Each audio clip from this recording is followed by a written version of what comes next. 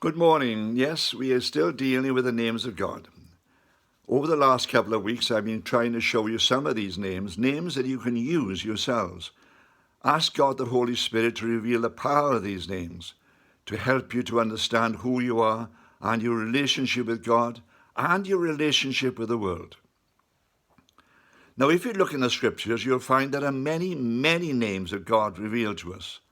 And I encourage you as you read the scriptures, if suddenly you find the Holy Spirit enlightens a particular name or speaks to you and says, look, this is a name that you can use, then ask him to show you what this name means and how it applies to you in your life.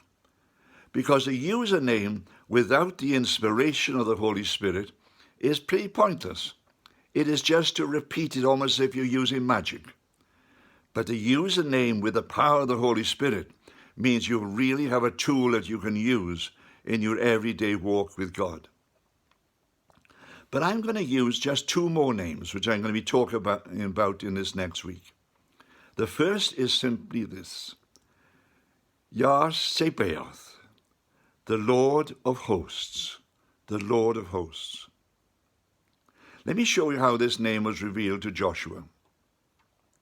Joshua was leading the tribes of Israel after Moses' death, and he brought them finally to the Jordan. God spoke to him and he said, tell the priest to pick up the ark of God and walk into the Jordan.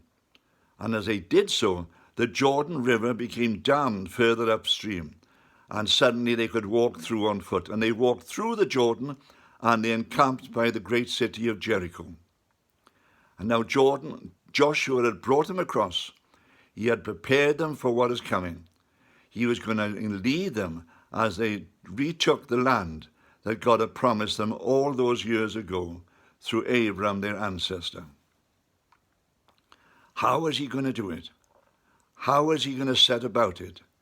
He could see the enormity of the job, and he didn't know exactly how it would work out.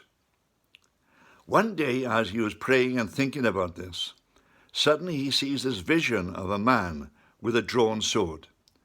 And he approaches this vision. He says to it simply, who are you? Are you for us? Or are you on the side of our enemy? Who are you? And the person speaks back to him and says, I am the captain of the Lord's hosts. I am the captain of the Lord's hosts. Suddenly, Joshua falls to his knees and he worships. Now, the strange thing is that this being does not stop him from worshipping. If it was an angel who was appearing to him, the angel said, don't worship me, I am a servant just like you. But in fact, the person accepts worship, which shows that it is in fact a pre-incarnate vision of Jesus himself, the captain of the Lord's hosts, leading the armies of God in a great battle against the enemy. Now, we are usually unaware of this battle. We get echoes of it. We get echoes of it through the media, where we hear of tragedies throughout the world. We got echoes of it in our own lives as we hear of different things going wrong in members of our family or people around us. We are, in fact, involved in a great battle. The enemy's forces are trying to destroy the church, destroy the Christians, make them disappointed with what God was doing, trying to make them depressed, trying to drive them down, trying to say to them quite simply, you are weak and you're helpless and there is nothing you can do about it. Well, I want to reassure you and tell you simply that God's armies are on our side. They're fighting a battle which we can never see. God has released his angels to protect us. Hebrews says he sends out his angels to protect those who have been called to salvation. But more than that, he's dealing with the enemy armies and driving them back all the time, because the end grows closer and eventually the enemy and all his hosts will be destroyed. This is a battle which we can never see, we can never truly understand, but it's going on around us all the time. And this vision who appeared to Joshua outside of Jericho was going to instruct him how he was to set up the attack and what he was to do. And as we go on during this week, we'll be thinking of it more clearly and working out exactly what it was that he had said to him. But first of all, let's look back just a little while. Moses had brought the children of Israel out of Egypt.